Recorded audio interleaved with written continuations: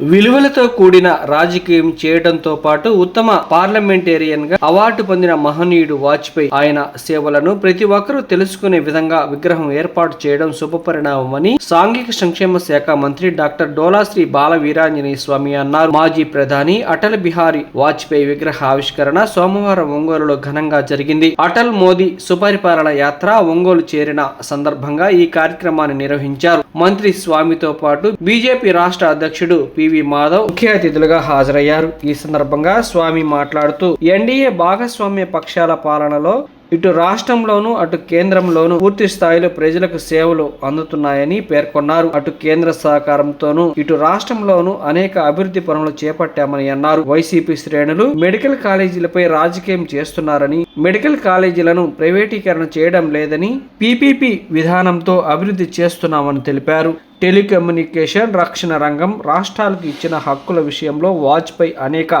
సంస్కరణలు చేశారని అన్నారు. బీజేపీ రాష్ట్ర అధ్యక్షుడు మాధవ్ మాట్లాడుతూ వాజ్పేయి కళ సాకారం చేసిన మహోన్నత నేత ప్రధాని నరేంద్ర మోడీ అని అన్నారు. దేశం కోసం అనేక సంస్కరణలు చేసిన వాజ్పేయి చిరస్థాయిగా ఉండిపోతాడని అన్నారు.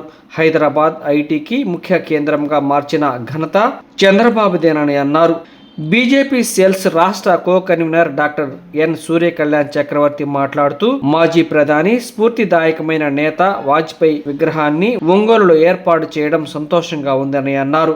ముఖ్యంగా ఉత్తమ పార్లమెంటేరియన్ గా దేశ రాజకీయాల్లోని మంచి వ్యక్తిగా గుర్తింపు కలిగిన వాజ్పేయి ఆశయ సాధన కోసం ప్రధాని మోడీ సుపరిపాలనతో ముందుకు వెళ్తున్నారని అన్నారు. కార్యక్రమంలో ఒంగోలు శాసనసభ్యులు దామచల జనార్దన్ రావు, సంతనూతలపాడు శాసనసభ్యులు బిఎన్ విజయ్ కుమార్, బీజేపీ జిల్లా అధ్యక్షుడు సెగ్గం శ్రీనివాసరావు, 20 సూత్రాల అభివృద్ధి committee chairman Lanka Dinakar, maritime board chairman Damachala Satya, tourism board corporation chairman Nukasani Balaji, labour board commissioner director Krishnareddy, వడా చైర్మన్ షేక్ రియాజ్ తో పాటు బీజేపీ నాయకులు శివారెడ్డి, యామిని శర్మ తదితరులు పాల్గొన్నారు.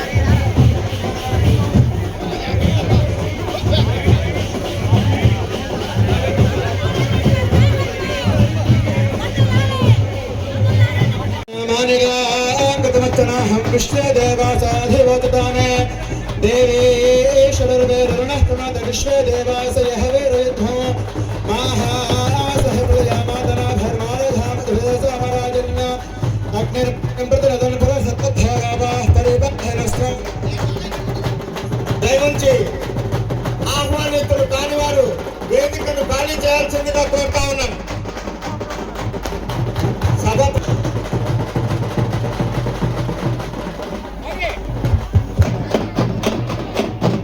సత్యవతి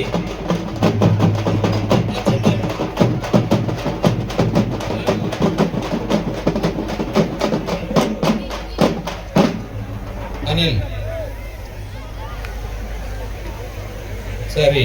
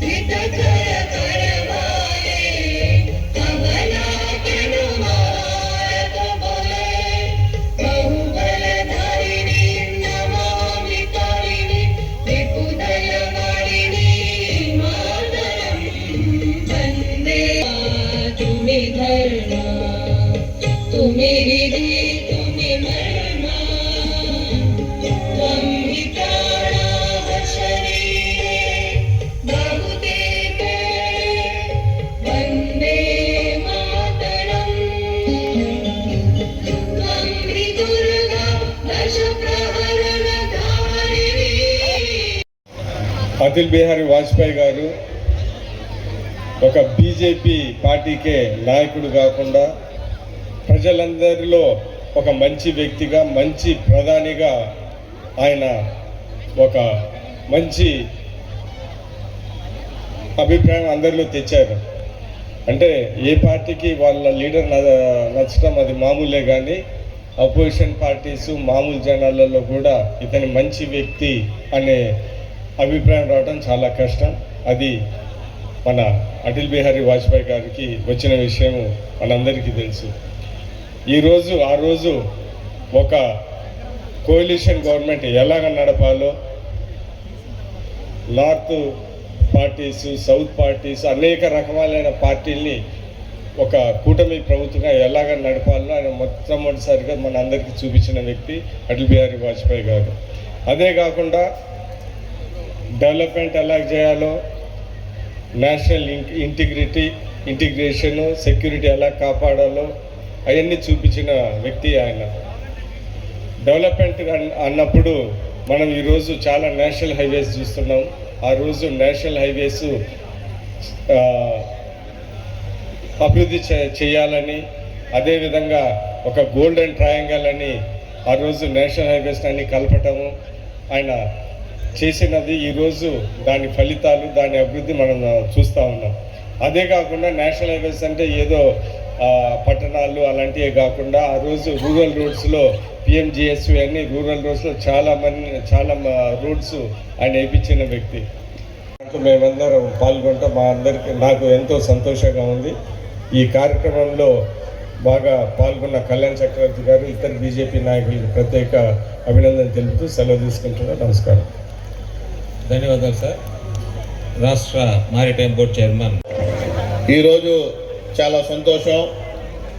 భారత మాజీ ప్రధాని రాజకీయాల్లోనే ఇలా ఉండాలి, నీతికి, నిజాయితీకి, విలువలకి ఎక్కడ తన మార్కు తగ్గకుండా విలువలతో కూడిన రాజకీయం చేసిన భారతరత్న మన అటల్ బిహారీ వాజ్పేయి గారి విగ్రహ ఆవిష్కరణ కార్యక్రమంలో అధ్యక్షత వహించినటువంటి జిల్లా తెలుగుదేశం బీజేపీ అధ్యక్షులు శ్రీనివాసరావు గారికి సంతోషం.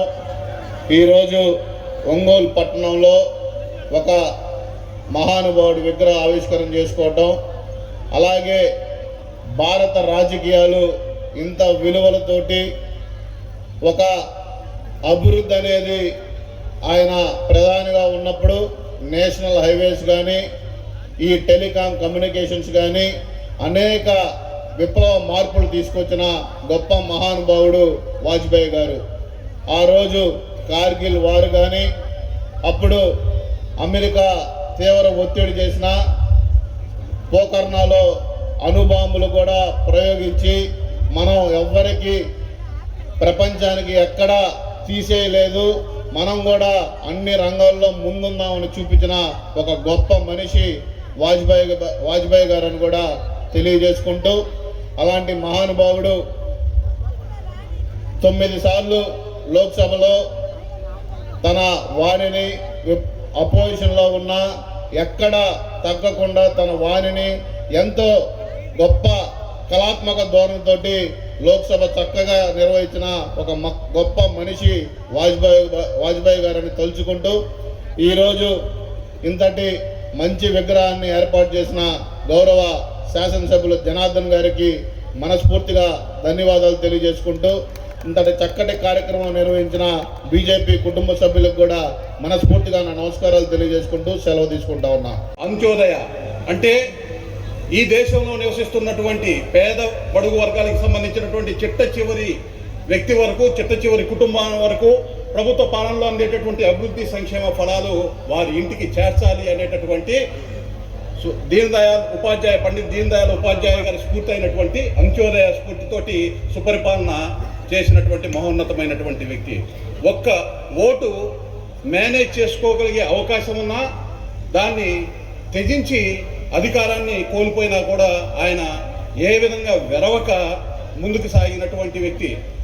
ఈరోజు ప్రధానమంత్రి నరేంద్ర మోడీ గారు గడిచిన 11 సంవత్సరాలుగా మాజీ ప్రధాని అటల్ బిహారీ వాజ్పేయి గారి యొక్క స్ఫూర్తి అంత్యోదయ అయితే ఉందో ఆ స్ఫూర్తితోటి గడిచిన 11 సంవత్సరాల్లో దేశవ్యాప్తంగా 55 కోట్ల జన్ధన్ ఖాతాలో 45 లక్షల కోట్ల రూపాయల డైరెక్ట్ బెనిఫిట్ ట్రాన్స్ఫర్ స్కీమ్ కింద ఎటువంటి లీకేజ్ లేకుండా పథకాలని ప్రజలకి చేర్చినటువంటి మహోన్నతమైనటువంటి వ్యక్తిగా ఈరోజు ప్రధానమంత్రి గారు నరేంద్ర మోడీ గారిని ఇచ్చారు. ఈరోజు సుపరిపాలన యాత్ర ఏదైతే అటల్ మోదీ పేరు మీద ఈరోజు యాత్ర చేయటం, 20 జిల్లాల్లో మన అటల్ బిహారీ వాజ్పేయి గారిది విగ్రహాల ఆవిష్కరణ చేసుకుంటూ ఈరోజు మన ఒంగోలులో విగ్రహావిష్కరణ చేసుకోవడానికి విచ్చేసిన పెద్దలందరికీ కూడా నా ధన్యవాదాలు తెలియజేస్తూ ఈరోజు ఈ కార్యక్రమానికి సభా అధ్యక్షులు నా నమస్కారాలు తెలియజేస్తున్నాను. ఈరోజు చాలా శుభదినం. మన ఒంగోలులో ఒక మహానాయకుడి విగ్రహాన్ని ఈరోజు ఏర్పాటు చేసుకోవటం. మన బాబు గారు అయితే ఎప్పుడు చెప్తా ఉంటారు, ఎన్టీ రామారావు గారి విగ్రహం ఓపెన్ చేసినప్పుడల్లా వచ్చినప్పుడల్లా చెప్తా ఉంటారు, ఏదైనా ఒక మంచి కార్యక్రమానికి పోయేటప్పుడు ఆ విగ్రహాన్ని ఆ మహానాయకుడిని చూసి వెళ్తే తప్పకుండా కూడా ఆ పని అవుద్దని చెప్పేసి మన చంద్రబాబు నాయుడు గారు ఎప్పుడు చెప్తా ఉంటారు. అలానే ఈరోజు వాజ్పేయి గారిది ఈరోజు ఇక్కడ పెట్టుకోవటం, వాజ్పేయి గారిది ఎప్పుడు కూడా అలాంటి వ్యక్తులు కూడా మనం ఏదైనా కూడా చూసుకోగలిగితే తప్పకుండా కూడా మంచి జరుగుతుందని చెప్పి కూడా మీకు ఈ సందర్భంగా నేను తెలియజేస్తున్నా. ఈరోజు ఒకసారి చూసుకుంటే మన దేశ చరిత్రలోనే ఒక అత్యంత విషమైన రోజు 25వ తారీఖు ఆయన జన్మదినం రోజు. ఆయన జన్మదిన సందర్భంగా ఈరోజు ఈ సుపరిపాలన దినోత్సవంగా మనకి ప్రకటించటం, మన రాష్ట్రంలోనే కాకుండా దేశమంతా కూడా వాజ్పేయిని గుర్తుపెట్టుకునే విధంగా ఈరోజు అనేక కార్యక్రమాలు జరుగుతున్నాయని చెప్పి కూడా మేము తెలియజేస్తున్నాం. ఆ మహానాయకుడు ఒకసారి మనం గమనించుకుంటే 10 సార్లు లోక్సభకి ఎన్నికై, అదేవిధంగా 2 సార్లు రాజ్యసభకి ఎన్నికై, దగ్గర 60 సంవత్సరాలు పార్లమెంట్లో ఉన్న వ్యక్తి మన వాజ్పేయి గారు అని చెప్పి కూడా మీకు అందరికీ తెలియజేస్తున్నాం. అలాంటి వ్యక్తి 60 సంవత్సరాల్లో ఎంత దీర్ఘకాలంలో ఈ దేశానికి ఎన్ని సేవలు అందించాడు అనేది కూడా మనం గుర్తుపెట్టుకోవాలి. ఈరోజు అదివరకు సింగిల్ రోడ్లో వెళ్ళేది, ఈరోజు మనం గుంటూరు గంటన్నరలో వెళ్తున్నామంటే ఆయన పెట్టిన భిక్ష. ఆ రోజుల్లోనే ఆయన వచ్చిన తర్వాత 4 లైన్స్ ఉండాలి, అదేవిధంగా ఈ దేశాన్ని ఇంకా మార్పు తీసుకురావాలి అనే ఉద్దేశంతో ఆయన పెట్టిన పద్ధతితో ఈరోజు ఎక్కడికి పోయినా కూడా మనం అదివరకు 5 గంటలకు పోయేది ఇవాళ 2 గంటలకు వెళ్ళే పరిస్థితులు మనం చూస్తూ ఉన్నాం. అలాంటివన్నీ కూడా దేశమంతా కూడా ఈరోజు రోడ్లు వెడల్పు చేయడంలో కానీ, ఆయన చేసిన సేవలను మాత్రం మనం అందరం కూడా గుర్తుపెట్టుకోవాల్సిన అవసరాలు ఉన్నాయి.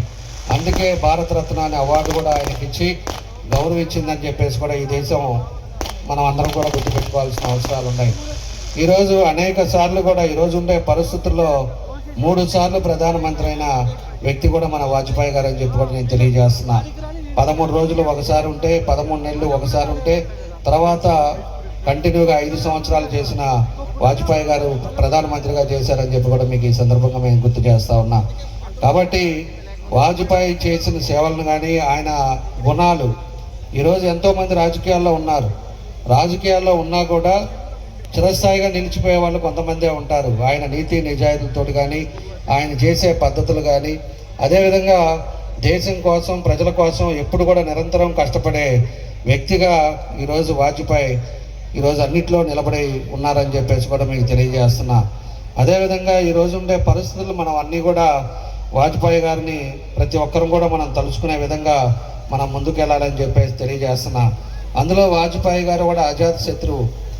ఎప్పుడు కూడా ఎదుటి వాళ్ళని ఏదన్నా అంటున్నా కూడా సరే అని చెప్పేసి పోయాడు తప్పితే ఎప్పుడు గొడవలు కానీ, గ్రూపులు కానీ, పార్టీలో ఆ రోజు అద్వానీ గారు కానీ, వాజ్పేయి కానీ వీళ్ళిద్దరు కలిసి చేసినప్పుడు ఏ రోజు కూడా ఎక్కడా కూడా అసంతృప్తి లేకుండా ఇద్దరే బీజేపీని ముందుకు తీసుకెళ్ళి ఈరోజు ఇంత వ్యవస్థలో 3వసారి కూడా బీజేపీ అధికారంలోకి వచ్చింది అంటే వాళ్ళ ఆలోచనతోటి వాళ్ళు చేసిన ఎవరిని తోటి కూడా గ్రూపులు లేకుండా అందరినీ కూడా కలుపుకొని ముందుకు తీసుకెళ్లారు. కాబట్టి ఈరోజు భారతీయ జనతా పార్టీ ఈరోజు కేంద్రంలో 3వసార్లు కూడా రావటం జరిగిందని చెప్పి కూడా మీకు తెలియజేస్తున్నా.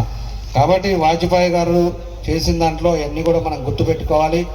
అన్నీ కూడా మనం చేయాల్సిన ఏ అయితే ఉన్నాయో అన్నీ కూడా మనం గుర్తుపెట్టుకొని మనం విగ్రహం పెట్టేదే కాదు, ఖచ్చితంగా బీజేపీ ఎవరున్నారో వాళ్ళకు కూడా ఒక మనిషి ఉండి రోజు దండేయాలి, గౌరవించుకోవాలని చెప్పేసి కూడా ఈ సందర్భంగా మేము తెలియజేస్తా ఉన్నాం. అదేవిధంగా ఏదైతే ఇక్కడ మన సర్కిల్ వాజ్పేయి గారి సర్కిల్ అనేది కూడా రేపు కార్పొరేషన్లో పెట్టి దాని ఆమోదం కూడా తెలిపి దాని వాజ్పేయి గారి సర్కిల్ కింద దీని నామకరణం కూడా చేస్తామని చెప్పి కూడా మీకు అందరికి కూడా తెలియజేస్తున్నాం. కాబట్టి ఇవన్నీ కూడా వచ్చిన తర్వాత ఇవన్నీ కూడా మనం ఆయన చేసిన నడవకతోటి ఇప్పుడుండే రాజకీయ నాయకులంతా కూడా ముందుకెళ్ళాలి. ఈరోజు ఎన్డీఏ కూటమిలో అనేక కార్యక్రమాలు కూడా చేస్తూ ఉన్నారు. ఈరోజు మన మోడీ గారు కానీ, అదేవిధంగా చంద్రబాబు నాయుడు గారు కానీ, పవన్ కళ్యాణ్ గారు కానీ ఒక పద్ధతి ప్రకారంగా ఈరోజు రాష్ట్రాన్ని అనేక 5 సంవత్సరాల రాక్షస పరిపాలనలో 20 సంవత్సరాలు వెనకబడిన మన రాష్ట్రాన్ని అనేక రకాలుగా ముందుకు తీసుకెళ్తున్నారు. ఈరోజు ఒక్కొక్కటి చేసుకుంటూ రాష్ట్రంలో ప్రజలకు ఇబ్బంది లేకుండా ప్రజలు ఎక్కడైతే వాళ్ళు ఇబ్బందులు పడుతున్నారో అవన్నీ కూడా గుర్తుపెట్టుకుని అవన్నీ కూడా ఒక్కోటి ముగ్గురు కలయికతోటి ఈరోజు రాష్ట్రం ముందుకెళ్తా ఉంది.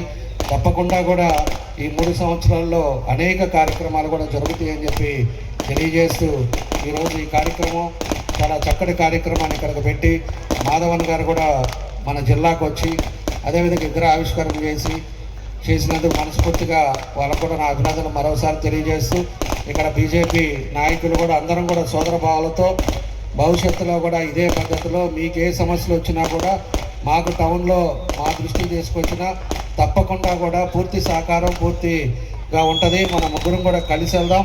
ఈరోజు మన రియాజ్ కూడా ఉన్నాడు. జనసేన, బీజేపీ, తెలుగుదేశం మనం కలిసి ప్రజలకు ఎక్కడ ఇబ్బంది లేకుండా ప్రజలందరూ కూడా సంతోషంగా ఉండే విధంగా అభివృద్ధి కార్యక్రమాల్లో కూడా మన ముగ్గురు అందరం కూడా కలిసి ముందుకు తీసుకెళ్దామని చెప్పి కూడా ఈ సందర్భంగా తెలియజేస్తూ వాళ్ళందరూ కూడా వచ్చిన వేదిక మీద నా పెద్దలకి అందరూ కూడా మనస్ఫూర్తిగా నా అభినందనలు తెలియజేస్తూ సెలవు తీసుకుంటున్నాను. నమస్కారాలు. దేశంలో నీతి నిజాయితీలు అదేవిధంగా సత్ప్రవర్తన విలువలతో కూడా రాజకీయాలు చేస్తూ ఉత్తమ పార్లమెంటేరియన్గా అవార్డు తీసుకున్నటువంటి మాజీ ప్రధాని చాలా అదృష్టం. ఎందుకంటే ఇందాక జనార్దన్ గారు చెప్పారు, ఒక వ్యక్తిని చూస్తే వారు చేసినటువంటి పనుల ద్వారా వాటిని మనం ఆదర్శంగా తీసుకునే విధంగా ముందుకెళ్లాలని స్ఫూర్తి కలిగించేటువంటి విగ్రహాలలో ఉన్నటువంటిలో ఈ విగ్రహం కూడా ఒక మంచిదని చెప్పేసి తెలియజేసుకుంటూ, ముఖ్యమంత్రి చంద్రబాబు నాయుడు గారు ఎప్పుడు కూడా కేంద్ర రాజకీయాల గురించి మాట్లాడేటప్పుడు వాజ్పేయి గారితో తనకున్న అనుబంధం, వారిద్దరూ కలిసి రాష్ట్ర అభివృద్ధిలో చేసినటువంటి తోడ్పాటు, దాంతోపాటు వారిద్దరూ కలిసి చేసినటువంటి మేధోమథనంలో దేశంలో కొన్ని సంస్కరణలు చాలా సందర్భాల్లో ముఖ్యమంత్రి గారితో షేర్ చేసుకోవడం చంద్రబాబు నాయుడు గారు మాతో అయితే చాలా సందర్భాల్లో ప్రస్తావించారు. టెలికాన్ఫరెన్స్ తీసుకున్నప్పుడు కూడా ఆ వాజ్పేయి గారి గురించి చంద్రబాబు నాయుడు గారు అందరూ నాయకులతో కూడా చాలా షేర్ చేసుకోవడం జరిగింది.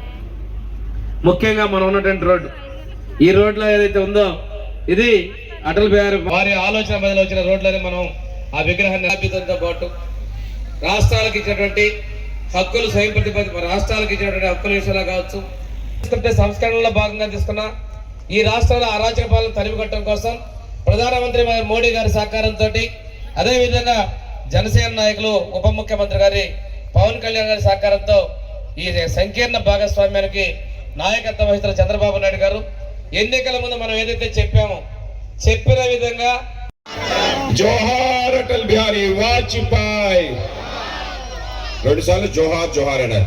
జోహార్ అటల్ బిహారీ వాజ్పేయి, జోహార్ అటల్ బిహారీ వాజ్పేయి. అందరికీ నమస్కారం. ఇవాళ పట్టణం రావటం, ఒక అద్భుతమైన విగ్రహ ఆవిష్కరణ చేయటం, 7.5 అడుగుల యొక్క విగ్రహం మనందరికీ కూడా అత్యంత స్ఫూర్తినిచ్చే